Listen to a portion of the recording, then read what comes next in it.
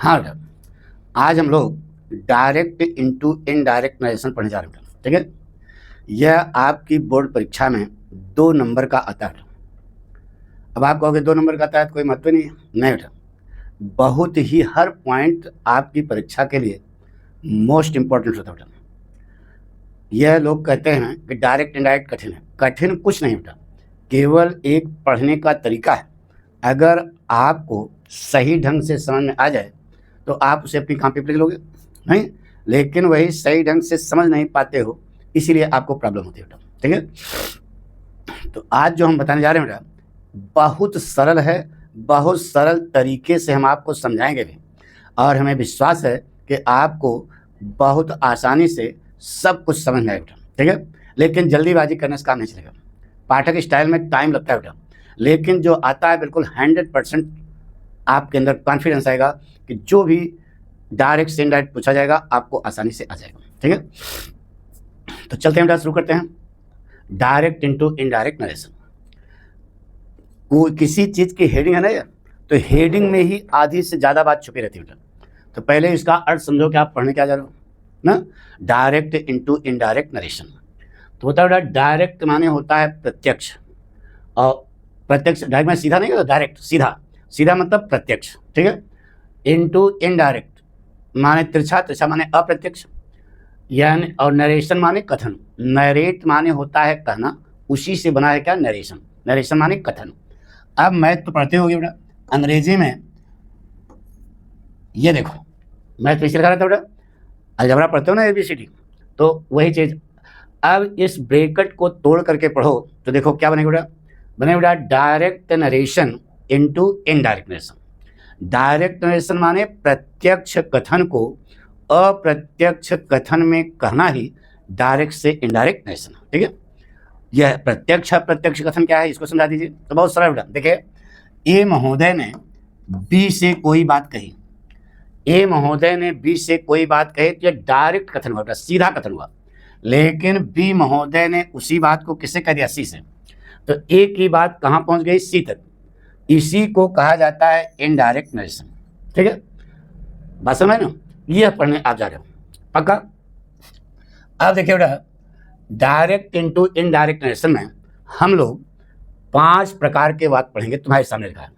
Assertive sentence, interrogative sentence, imperative sentence, exclamatory sentence, objective sentence. पहले ये समझो क्या है। असर्टिव सेंटेंस माने होता है बेटा साधारण वाक्य। क्या होता है, साधारण वाक्य। यह 2 तरह से लिखा जाता है बेटा, अफर्मेटिव और निगेटिव। दोनों को क्या कहा जाता है, असर्टिव। यानी कि राम सिंह से शान और Ram does not sing a song, दोनों वाक्य क्या है, असर्टिव। असर्टिव सेंटेंस में हम अफर्मेटिव निगेटिव दोनों पढ़ेंगे। इंट्रागेटिव सेंटेंस माने होता है बेटा प्रश्नवाचक वाक्य। प्रश्नवाचक वाक्य 2 ढंग से लिखा जाता है बेटा।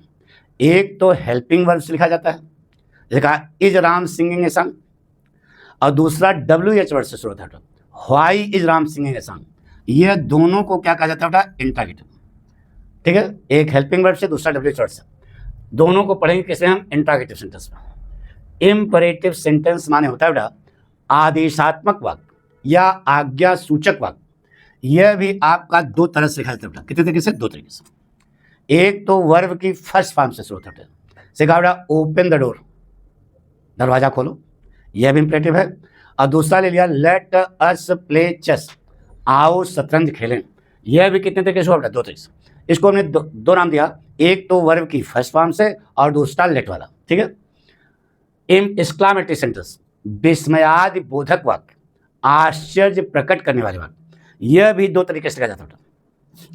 एक तो एक्सक्लेमेटरी शब्द से लिखा जाता है, जैसे कहा एलास समुद्र मार्ग आई एम रुइंड, ब्रेवो समुद्र मार्ग we have on the match. ठीक है, एक तो एक्सक्लेमेटरी शब्द से शुरू होता है, दूसरा व्हाट ए अथवा हाउ से शुरू होता है, जैसे कहा what a naughty student you are, how deep the Yamuna is. तो यह एक्सक्लेमेटरी सेंटेंस में कितने तरीके से होता है, 2 तरीके से। ठीक है, ऑब्जेक्टिव सेंटेंस माने होता है बेटा इच्छाधारी नाग नहीं, इच्छा सूचक वाक्य। क्या, इच्छा सूचक वाक्य। यह ऑब्जेक्टिव सेंटेंस भी 2 तरीके से लिखा जाता है। एक तो में से लिखा जाता है, जैसे मे आई विन द रेस, मैं रेस जीत जाऊं, और दूसरा विदाउट में होता है, इसमें में नहीं होता लेकिन इच्छा होती है इसका, if I were A bird, काश मैं पक्षी होती। तो यह ऑप्टेटिव सेंटेंस भी कितने तरीके से हुआ, 2 तरीके से। टोटल कितने हो गए बेटा, 10 प्रकार के वाक्य को हम लोग केवल 5 में पढ़ेंगे, 5 प्रकार में पढ़ेंगे। इसका मतलब कट्टी पहले हुआ, आधा हो गया। तो बताइए सरल है कि नहीं? 10 प्रकार के वाक्य को 5 प्रकार में पढ़ोगे तो सरल हो गया कि नहीं? पक्का? चले आगे फिर। आज हम पढ़ेंगे बेटा असर्टिव सेंटेंस। क्या पढ़ेंगे? Assertive sentence. शुरू किया जाए। डायरेक्ट इनटू इनडायरेक्ट नरेशन में असर्टिव सेंटेंस आज हम पढ़ने जा रहे हैं। असर्टिव सेंटेंस साधारण वाक्य, अफर्मेटिव और नेगेटिव। पहली बात कह रहा हूँ, डायरेक्ट नरेशन के 2 भाग होते हैं बेटा, रिपोर्टिंग वर्ब और रिपोर्टेड स्पीच। रिपोर्टेड स्पीच किसको कहते हैं? इन्वर्टेड कामा के अंदर जो चीज़ लिखी होती है उसे कहा जाता है रिपोर्टेड स्पीच। और इन्वर्टेड कामा के बाहर, इन्वर्टेड कामा के बाहर इधर भी हुआ और इधर भी हुआ, इन्वर्टेड कामा के बाहर जो चीज़ लिखी रहती है उसे कहते हैं रिपोर्टिंग वर्ब। ठीक है। अब डायरेक्ट से इनडायरेक्ट में आते समय रिपोर्टिंग वर्ब अगर उधर अंत में है तो उसको आप पहले ले आएंगे। ठीक है। इस प्रकार से फ्रेमिंग होगी, रिपोर्टिंग वर्ब रिपोर्टेड स्पीच। ठीक है। तो ये रिपोर्टिंग वर्ब रिपोर्टेड स्पीच क्या है पहले ये जानो। रिपोर्ट माने होता है कहना, थाने जाते हो तो रिपोर्ट करते हो ना, अपनी बात को कहते हो। तो रिपोर्टेड वर्ब की 3rd फॉर्म लगी बेटा, यानी कि वर्ब की 3rd फॉर्म हुआ, हुए, हुई अर्थ रखती है। तो रिपोर्टेड माने कहा हुआ, रिपोर्टेड माने कहा हुआ, और स्पीच माने भाषण, तो कहा हुआ भाषण इसका अर्थ होता है। और रिपोर्टिंग वर्ब ये प्रेजेंट पार्टिसिपल लगी बेटा। रिपोर्टिंग माने बात को कहने वाली, और वर्ब माने क्रिया, बात को कहने वाली क्रिया इन्वर्टेड कामा के बाहर होती है और कहा हुआ भाषण इन्वर्टेड कामा के अंदर होता है। इतना बात समझ गए? अब आगे देखो बेटा, असर्टिव सेंटेंस में डायरेक्ट से इनडायरेक्ट बनाने के लिए बेटा हम लोग 4 पॉइंट पर ध्यान देते हैं। कितने पॉइंट पर? 4 पॉइंट। वह चारों पॉइंट क्या है ध्यान दो, ये आपके सामने लिखा बेटा। रिपोर्टिंग वर्ब का वर्ब और कंजंक्शन वाक्य को असर्टिव करके, असर्टिव माने साधारण, वाक्य को असर्टिव करके टेंस और पर्सन, यही 4 पॉइंट हैं जिस पर हमको आपको ध्यान देना पड़ेगा। गाना एक याद कर लो, रिपोर्टिंग वर्ब का वर्ब और कंजंक्शन वाक्य को असर्टिव करके टेंस और पर्सन। अगर इन चारों पॉइंट में आपने कोई भी एक पॉइंट छोड़ा तो आपका वाक्य गलत होगा। ठीक है। तो इसलिए आपको इन चारों को सही ढंग से समझना। ठीक है। एक चीज़ बता दूँ, रिपोर्टिंग वर्ब का वर्ब और कंजंक्शन ये दोनों रिपोर्टिंग वर्ब की चीज़ें हैं। ठीक है। और टेंस और पर्सन ये दोनों रिपोर्टेड स्पीच की बातें हैं। ठीक है। अब सबसे पहले ये देखो कि ये चारों पॉइंट यहाँ कहाँ पर हैं, पहले ये जान जाए। ठीक है। तो ये देखिए बेटा, ये रिपोर्टिंग वर्ब है या रिपोर्टेड स्पीच। पहला पॉइंट क्या है? रिपोर्टिंग वर्ब का वर्ब, यह एक वाक्य होगा। ये देखो यहाँ से यहाँ तक एक वाक्य होगा। इस पूरे वाक्य का नाम क्या है? Reporting verb. लेकिन पॉइंट करा है कि रिपोर्टिंग वर्ब का वर्ब, तो ये करता होगा यहाँ पर और इसके तुरंत बाद यहीं पर क्या होगी? क्रिया होगी। पहला पॉइंट आपको यहाँ पर ध्यान देना है, यहाँ पर। नंबर 2 क्या बेटा? Conjunction. Connection plus junction is equal to conjunction. Junction माने जोड़, कहते हैं ना रेलवे जंक्शन। रेलवे जंक्शन माने रेल के रास्ते जहाँ जंक्ट होते हैं, that is called railway junction. तो यहाँ पर रेलवे जंक्शन है, एक वाक्यों का जंक्शन है। एक वाक्य है, एक वाक्य है, दोनों का जोड़ कहाँ है? यहाँ पर है। तो दूसरा पॉइंट आपको यहाँ पर ध्यान देना पड़ेगा। कहाँ कहाँ ध्यान देना है यह पॉइंट आपको ध्यान रखना है। पहला पॉइंट आपको यहाँ पर ध्यान देना है, दूसरा पॉइंट आपको, ये पूरी डायरेक्ट है, पूरे डायरेक्ट लेसन के लिए है। पहला पॉइंट आपको यहाँ ध्यान देना है, दूसरा पॉइंट आपको यहाँ ध्यान देना है। नंबर 3 क्या होता है? टेंस। अच्छा बताओ बेटा, वाक्य में टेंस कौन बनाता है? मालूम है? नहीं मालूम है? तो ध्यान सुनो बेटा, कर्ता के ठीक बाद जो भी क्रिया आती है, चाहे वह सहायक क्रिया हो चाहे मुख्य क्रिया, से मतलब नहीं है। कर्ता के तुरंत बाद जो क्रिया आती है वही वास्तव में क्या बनाती है? टेंस बनाती है। तो यहाँ तक गाड़ी आ गई, यहाँ करता होगा, ये करता होगा, इसके तुरंत बाद यहीं पर क्या होगी? क्रिया होगी। तीसरा पॉइंट आपको यहाँ पर ध्यान देना बेटा। चौथा क्या है? पर्सन। पर्सन है छुट्टू साण, छोटा साण है। रिपोर्टेड स्पीच यहाँ से यहाँ तक है ना बेटा, इसके बीच चौथा पॉइंट कहीं पर ही हो सकता है। तो मान लिया कि हमने चौथा पॉइंट कहाँ पर है? यहाँ पर। इतने दूर में कहीं पर हो सकता है, तो मान लिया चौथा पॉइंट यहाँ पर। यह 4 पॉइंट हैं जिस पर हमको आपको ध्यान देना है। ठीक है। अब एक एक पॉइंट समझना है, पक्का? आइए बेटा शुरू करते हैं। देखिए बेटा, अगर रिपोर्टेड, पढ़ा रहे बेटा, ध्यान सुनो, अगर रिपोर्टेड स्पीच साधारण वाक्य में है, किसमें है? साधारण वाक्य में है, तो नंबर 1 पॉइंट यहाँ पे आ जाना। अब साधारण वाक्य तो पहचान जाओगे ना, अरे यार कर्ता से वाक्य शुरू होगा, लास्ट में फुल स्टॉप लगा होगा, that is called assertive sentence.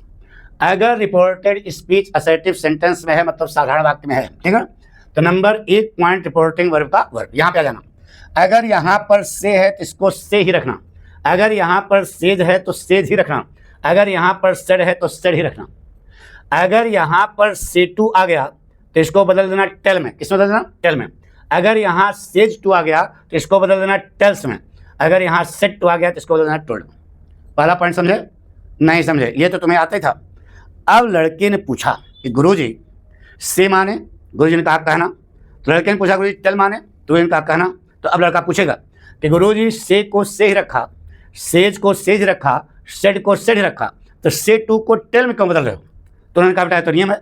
तो बेटा देखो नियम जो है कोई इंसान बनाता है, भगवान इंसान बनाता है, तो जिसने बनाया है उसने लगाया है दिमाग, तो वो जानना चाहोगे ना पक्का? तो ध्यान सुनो बेटा, से और से माने भी कहना, टेल माने भी कहना, दोनों में अंतर क्या है? से एक ऐसी वर्ब है जो पूरे अंग्रेजी ग्रामर में सदैव सिंगल ऑब्जेक्ट रखती है, पूरे अंग्रेजी ग्रामर में सदैव सिंगल ऑब्जेक्ट रखती है। इतना तो आपको मालूम होगा, ऑब्जेक्ट 2 प्रकार के होते हैं बेटा, डायरेक्ट ऑब्जेक्ट और इनडायरेक्ट ऑब्जेक्ट। तो से एक ऐसी वर्ब है जो पूरे अंग्रेजी ग्रामर में सिंगल ऑब्जेक्ट रखती है। बिक्की है, मोपेट है, डबल सवारी कर दोगे तो गच्चा हो जाएगा। तो से एक ऐसी वर्ब है जो पूरे अंग्रेजी ग्रामर में सिंगल ऑब्जेक्ट रखती है। अब से टू को टेल में, सेज टू को टेल्स में, सेड टू को टोल्ड में, क्यों गुरुजी? अर्थ तो वही है, क्योंकि टेल एक ऐसी वर्ब है जो मजबूत वर्ब है, बुलेट है, जो पूरे अंग्रेजी ग्रामर में या तो डबल ऑब्जेक्ट रखती है या फिर डबल ऑब्जेक्ट का भाव रखती है। यही दोनों में अंतर बेटा। से सिंगल सीटर यानी कि बिक्की है, और टेल जो है डबल सीटर मतलब बुलेट है। बिक्की भी गाड़ी, बुलेट भी गाड़ी, से भी वर्ब, टेल भी वर्ब। जो बिक्की और बुलेट में जो अंतर होता है वही से और टेल में अंतर होता है, ठीक है। यानी कि से कमजोर वर्ब है। अरे यार किताब में देखो पन्ना पढ़ के वहाँ वीक और स्ट्रांग वर्ब लिखी होगी, तो जो कमजोर से कौन सी वर्ब है? कमजोर वर्ब है, वह पूरे अंग्रेजी ग्रामर में सिंगल ऑब्जेक्ट रखती है, और टेल जो है पूरे अंग्रेजी ग्रामर में डबल ऑब्जेक्ट रखती है, डबल ऑब्जेक्ट का भाव रखती है। बिक्की और बुलेट पक्का। तो से को से में, सेज को सेज में, सेड को सेड में, क्यों? क्योंकि यह सिंगल सीटर है, सिंगल ऑब्जेक्ट रखती है। से टू को टेल में, सेज टू को टेल्स में, सेड टू को टोल्ड में, क्यों गुरुजी? इसलिए कि टेल एक ऐसी वर्ब है जो पूरे अंग्रेजी ग्रामर में या तो डबल ऑब्जेक्ट रखती है या फिर डबल ऑब्जेक्ट का भाव रखती है। टेल के आगे डायरेक्ट ऑब्जेक्ट आएगा और इनडायरेक्ट ऑब्जेक्ट, लेकिन से के बाद या तो डायरेक्ट ऑब्जेक्ट आएगा या फिर इनडायरेक्ट ऑब्जेक्ट आएगा, दोनों नहीं आएंगे। दोनों में अंतर मालूम हो गया? तो पहला पॉइंट आपको समझ आ गया पक्का। Number 2, connection plus junction is equal to conjunction. Number 2 point क्या बेटा? देखो इस पर ध्यान देना। कैसे? देखिए इधर, दुई रस्सी है, जोड़ो तो गांठ लगानी पड़ेगी। अरे दुई रस्सी है, जब जोड़ोगे तो गांठ लगानी पड़ेगी ना, तो गांठ लगे तो फुचरा उचरा में फुचरा निकलेगा। अरे फुचरा नहीं जानते यार? दुई रस्सी में जब गांठ लगाओगे, जोड़ोगे तो फुचरा निकालेगा ना। उस फुचरा पर क्लिप लगाकर नट बोल्ट से टाइट कर दो, फुचरा दिखाई देगा नहीं ना। उसी प्रकार से यहाँ पर जो हम कंजंक्शन लगाएंगे, नट बोल्ट जो लगाएंगे, उसका नाम क्या है बेटा? दैट। क्या नाम है? दैट। दूसरा, दैट कंजंक्शन ही क्यों लगाएंगे? लड़के ने पूछा, लड़के ने यह भी पूछा गुरु दैट कंजंक्शन क्यों लगाएंगे?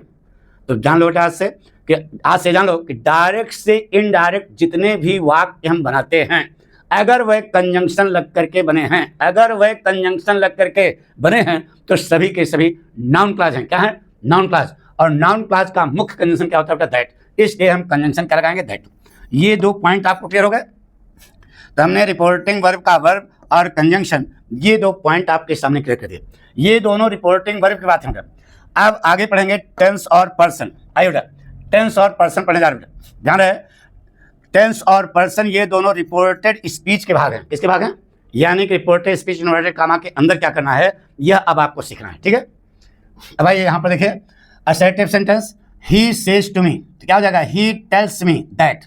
ही will say to me, say to को किसमें? टेल में। He will tell me that. He said to me, he told me that. इतना समझ गया?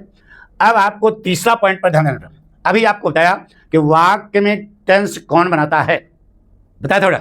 कर्ता के ठीक बाद जो क्रिया आती है वही टेंस बनाती है। यहाँ तक तो गाड़ी आ गई ना। यहाँ कर्ता ये क्रिया, यानी तीसरा पॉइंट आपका ये है, यहाँ पर ध्यान देना, इस पर कंसंट्रेट करो। और यह जो है पूरे डायरेक्ट इनडायरेक्ट नेशन में लागू रहेगा। टेंस और पर्सन पूरे डायरेक्ट इनडायरेक्ट की बात है, पूरे डायरेक्ट नाइट में लागू रहेगा।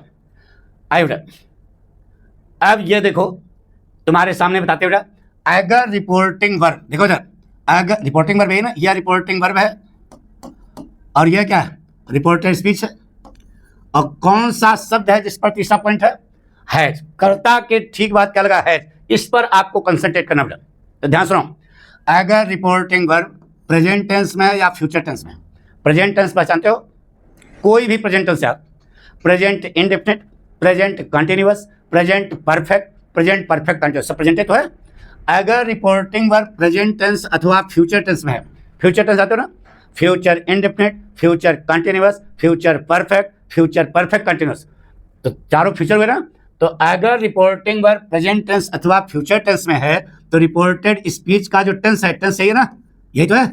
यह नहाने का बड़ा साबुन ओके गुलाबी है, ऑल करेक्ट है, इसको हम चेंज नहीं करेंगे। कब नहीं चेंज करेंगे? अगर रिपोर्टिंग वर्ब प्रेजेंट टेंस अथवा फ्यूचर टेंस में है तो रिपोर्टेड स्पीच का जो टेंस है वह अपने आप में क्या है, सही है, इसको हमें टच करने की कोई जरूरत नहीं है, टेंस वही रह जाएगा। बात पक्की, कसम से।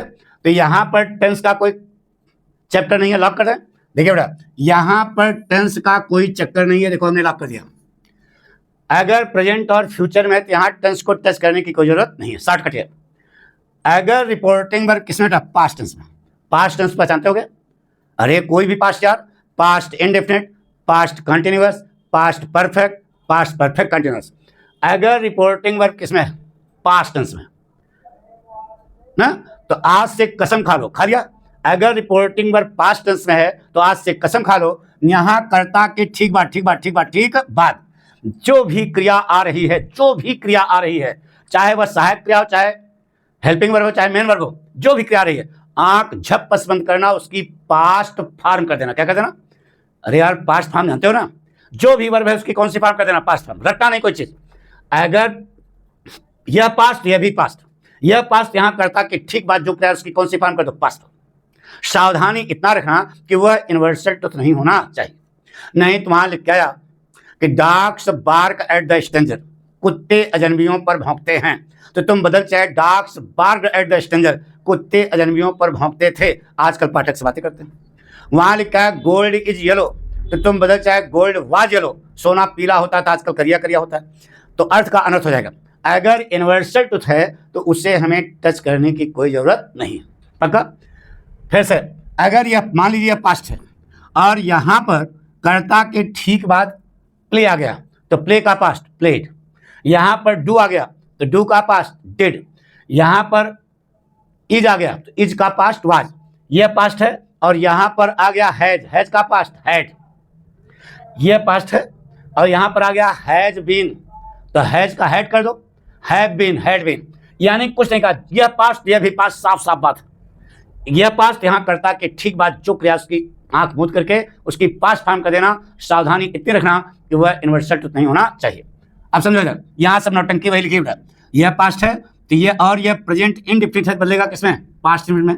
Present continuous, past continuous, present perfect, past perfect, present perfect continuous, past perfect continuous. यहाँ पे आ गया सेल, सेल का पास्ट बोलो शुड, विल आ गया, विल का पास्ट वुड, कैन का पास्ट कुड, मे का पास्ट माइट, मस्ट का पास्ट मस्ट। अगर कोई इन्वर्सल टूथ बात है तो वह इन्वर्सल टूथ ही रहेगी, उसको चेंज करने की कोई जरूरत नहीं है। अगर यह पास्ट आ गया और यहाँ पर पास्ट इंडेफिनिट आ गया तो पास्ट इंडेफिनिट का पास्ट क्या होता है बेटा, पास्ट परफेक्ट। यहाँ पर पास्ट कंटिन्यूस आ गया तो पास्ट कंटिन्यूस का पास्ट पास्ट परफेक्ट कंटिन्यूस, ठीक है। अब देखो ये क्या लिखा बेटा, पास्ट परफेक्ट, ये देखो ये यहाँ ये पास्ट है और यहाँ past perfect, past perfect continuous, should would could might must universal टूथ, तो नो नीड ऑफ चेंज लिख दिया बेटा, नो नीड ऑफ चेंज, इसे बदलने की कोई आवश्यकता। बदलता है, जैसे शुड का पास्ट शुड है वर्ब की थर्ड फॉर्म, कुड का पास्ट कुड है वर्ब की थर्ड फॉर्म, मस्ट का पास्ट मस्ट है वर्ब की थर्ड फॉर्म, होता है, लेकिन आपको बदलने की कोई जरूरत नहीं है। कब? यह पास्ट है तो चूंकि यह खुद ही पास्ट है इसलिए इसको बदलने की कोई जरूरत नहीं, साफ साफ बात। तो क्या सिखा बेटा, if reporting verb is in present tense and future tense, the tense of the reported speech will not be change, will not be change. If reporting verb is in past tense, the tense of the reported speech will be changed into past form. Past tense नहीं, past form. If it is not universal truth. यही याद रखना बस. तीनों point clear हो गए. तीसरा point समझ आ गया ना. अरे सीधे कहा शॉर्ट कटिए समझो बेटा. यह प्रेजेंट और फ्यूचर में है, यहाँ टेंस को टच करने की कोई जरूरत ही नहीं है. अगर यह पास्ट है, कसम खा लो यहाँ कहता कि ठीक बात जो क्या उसकी कौन सी फॉर्म करना पास्ट था. यही ये नौटंकी नीचे लिखी है और कुछ नहीं है. Present future no change. यह पास्ट, यह भी past. If reporting verb is in present and future tense, the tense of the reported speech will not be touched. If reporting verb is in past tense, the tense of the reported speech will be changed to past form. अब देखो बेटा बचा क्या, person. ये person वाला point हम कल आपको क्लियर करेंगे. थैंक यू बेटा.